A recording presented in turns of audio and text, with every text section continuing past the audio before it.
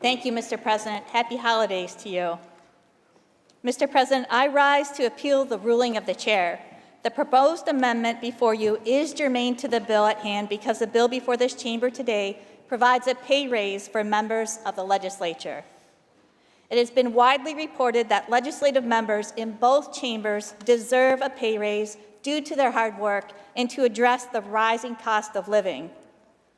Mr. President, I agree that the cost of living is skyrocketing.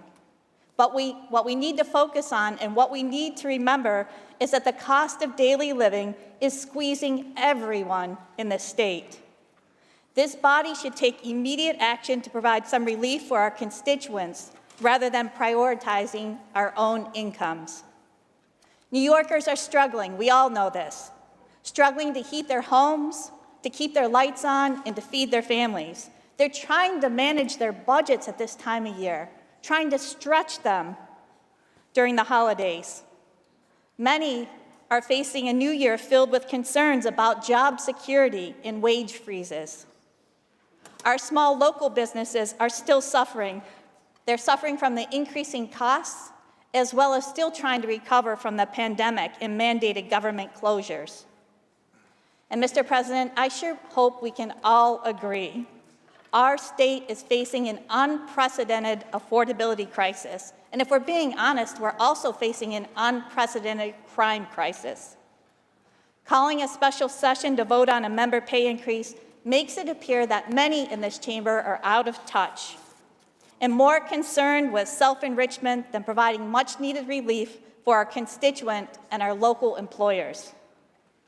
Mr. President, rather than provide a pay hike to the 213 elected officials in both bodies, on behalf of our Republican conference, I have proposed a 5-point plan that prioritizes and provides relief to millions of New Yorkers.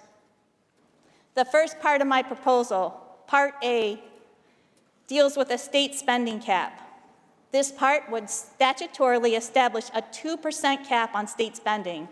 It would increase the amount that the state is authorized to deposit in the state's rainy day reserve fund. This would effectively limit out-of-control state spending and tackle sky-high inflation. The second part of our plan, Part B, deals with reducing income taxes by indexing to inflation. So many of us, we hear the reports all the time. The most recent one that I saw was from Wallet Hub, and it reported, New York is 2022 state with the most tax burden. Our constituents are looking to us, their elected leaders, for help to reverse this trend. Part B would do this by providing New York taxpayers with a roughly $300 million annual tax break. Part B would prevent stealth tax increases by adjusting tax brackets for inflation, commonly known as indexing. Inflation causes what is known as bracket creep, which results in our taxpayers moving into higher tax brackets. This results in taxpayers paying higher taxes without any real increase to their income. During this period of rampant inflation, taxpayers will face stealth tax increases never approved for or voted on or discussed by their elected lawmakers. The third part of our plan, Part C, would increase child tax credits, something that we all hear is desperately needed. This part would increase and expand the value of tax credits, which would help to make childcare more affordable for struggling New York families. Currently, the Empire State Child Credit only applies to children above the age of 4. This proposal would eliminate that threshold and make it apply to all children. Additionally, this proposal would recouple New York's tax credit to the federal tax credit, which would provide roughly $500 million in aid to New York's parents. This change, I believe, will also help us stabilize the workforce shortages impacting every business sector, from Main Street businesses to manufacturing, from our schools and our medical facilities to our nursing homes. The fourth part of our plan, Part D, would reduce the tax burden for seniors with private pensions. I'm sure everyone in this chamber, like me, has heard from concerned seniors in their district. Inflation and rising costs are forcing many of our seniors to make difficult choices. medications or groceries, gas in the car, or pay the utility bills. Part D allows seniors to keep more of their hard-earned retirement income by increasing the value of private pensions and annuities that are tax-free for people over the age of 59 and a half from its current value of $20,000. The amount would be increased as follows. In 2023, it would go up to $25,000. In 24, $30,000. In 25, $35,000. In 26 and beyond to $40,000.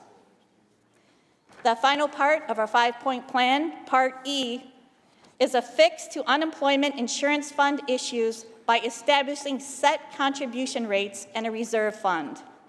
This part would alleviate the billions of dollars in unemployment insurance taxes and assessments on small business as a result of the